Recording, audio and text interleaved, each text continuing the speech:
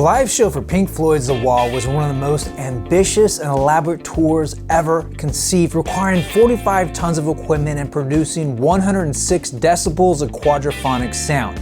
But with only 31 shows and refusing to play in stadiums, Pink Floyd lost money on each and every performance. On today's program, we continue our look into the making of The Wall with Part 2, the tour.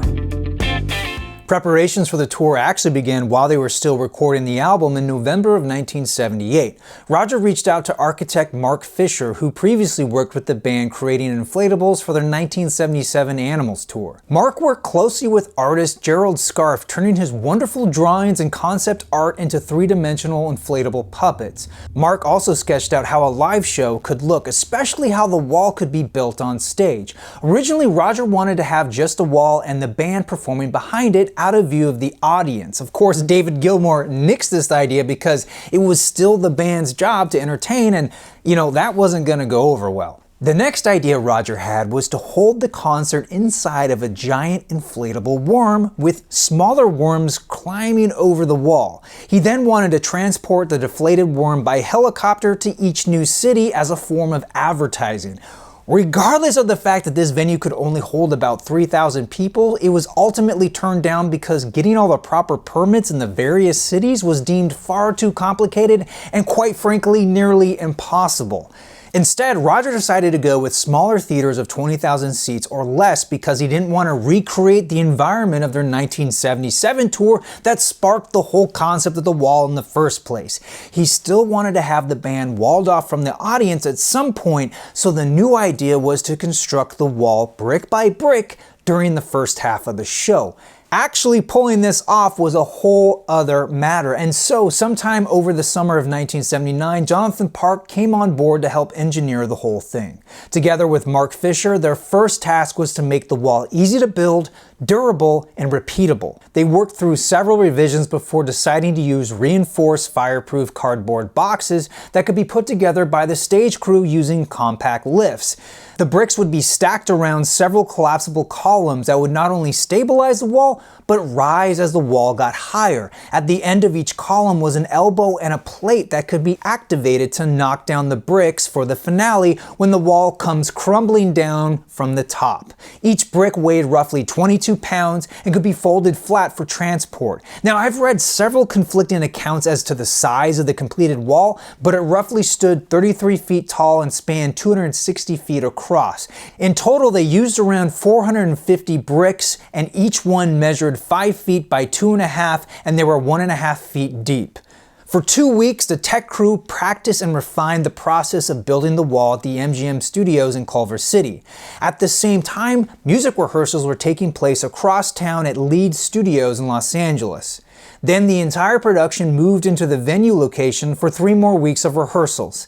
David Gilmour was the musical director for the entire production. He was in charge of all the music cues as well as making sure everything was in sync with the visuals. At one point, he had a 6-foot-long cue sheet on top of his amp, but after the first couple of shows, he had this all memorized. Roger had the double task of not only performing on stage, but also directing all the visuals and sound effects. All in all, it was quite a task for both men. And then there was the issue of the lighting. While their original designer did an adequate job, Roger wasn't happy with the work, so at the last minute, literally the day before opening night, they hired designer Mark Brickman, who previously worked on a Bruce Springsteen tour.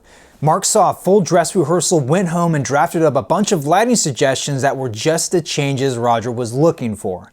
On February 7th, 1980, the doors of the Los Angeles Memorial Sports Arena opened for their first show. As the audience came into the theater, they were greeted by the wall partially built on stage, framing the famous 30-foot circular projection screen used on previous tours. Music from the 1940s played as a crowd found their seats, then a master of ceremonies entered the stage, played by a different radio DJ for each leg of the tour. He or she welcomed the audience and made some brief announcements as the band walked on stage. Wearing black uniforms, they then began to play In the Flesh, interrupting the MC's monologue. The band is about ready to go.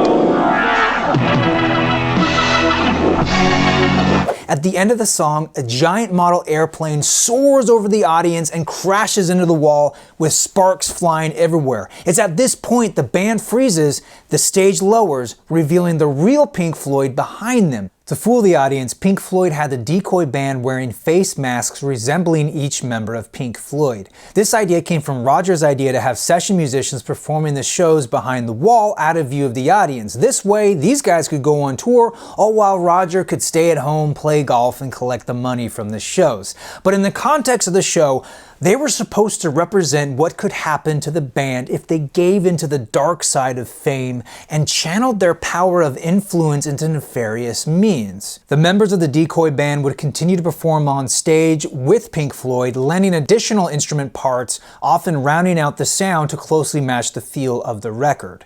The show then progressed in the order of the album and included the sound effects, children's choir, and string arrangements heard on the record.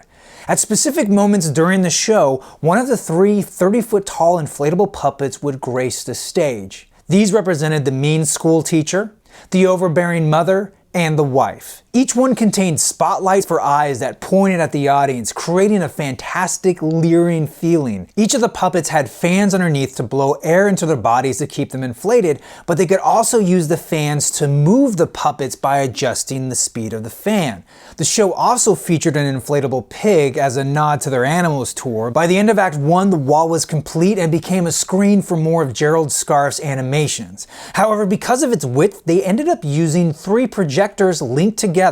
These were then patched into the same click track that the band were using to keep in sync with each other and the sound effects. And all of this was controlled by essentially 8-track tape machines. In fact, pretty much the entire show was done without computers, using almost all analog equipment with very few digital components. One of the most ingenious designs was incorporating a hotel room into the wall itself during the song Nobody Home. The look of the room was based on the actual Hotel Tropicana where many of the crew members were staying during tech rehearsals. Even the chair used on stage was taken from one of the hotel rooms. But probably the most amazing moment happens during Comfortably Numb. A single spotlight illuminates Roger as he sings in front of the completed wall. Then when the chorus comes in, another spotlight hits David Gilmour standing atop the wall, singing and playing that famous guitar solo. Man, I wish I could have been there. I mean, that solo is epic enough on its own, but seeing David wailing atop a 33-foot wall just sends the song over the moon. The grand finale culminates with Scarfe's The Trial animation that leads right into the wall, breaking apart and falling down. Several subwoofer speakers provided additional rumbling that made it seem as if the whole venue was collapsing.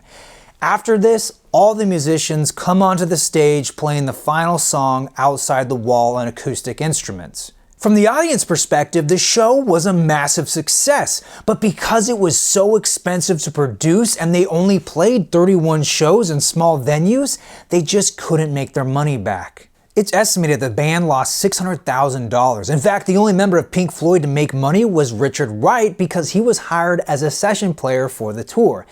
The year prior, Roger essentially forced him out of the band. Despite being paid, he probably had it the worst because he still had to see Roger every night of the tour. He coped by convincing himself that if he played well enough, Roger would realize his error and ask him to come back. Sadly, this never happened, but he was invited to rejoin the group years later once Roger left the band and David took over. In the end, despite losing money, the show was a success. It blurred the line between a Broadway musical and a rock concert. It pioneered the album concert idea that's become so popular with today's nostalgia-driven tours. Whereas those shows are trying to deliver an idealized version of the band from their heyday, the Wall Tour was Pink Floyd at the peak of the Roger Waters-led era. Roger would go on to recapture some of that magic in 1990 with a one-night-only show in Berlin to commemorate the fall of the Berlin Wall. It would be another 20 years before Roger would bring the Wall back for a proper world tour in 2010. After playing 200 shows spread over the course of 3 years, it became the highest-grossing tour for a solo musician. Well, that is all the time I have for you. Be sure to join me for the conclusion of my 3-part series where I dive into how Pink Floyd made the film. Until then, I want to thank you all so much for watching. I'm your Vinyl Geek, and I'll catch you on the flip side.